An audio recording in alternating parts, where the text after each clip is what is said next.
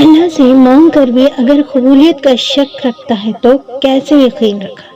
اللہ تمہیں وہ دعائیں کیسے دے سکتا ہے جن کے بارے میں تم خود بھی الجھے ہوئے ہو، جن کے بارے میں تمہیں خود بھی نہیں پتا کہ وہ دعائیں تمہیں چاہیے بھی یا نہیں؟ کیونکہ جس چیز کی چاہ ہوتی ہے اسے پانے کے لیے جتن کیے جاتے، اللہ سے لڑ جاتے، پھر یہ نہیں سوچا جاتا کہ اگر وہ چیز نہ ملی تو، اگر میری التجا رد ہو گئی تو،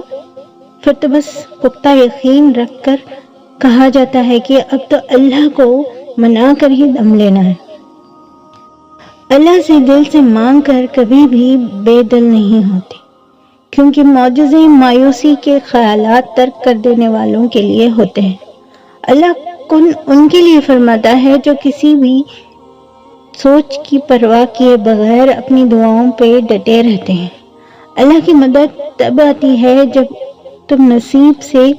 بے غرض ہوتے ہوئے یہ سوچ کر کہ میرا اللہ سب کچھ کر سکتا ہے،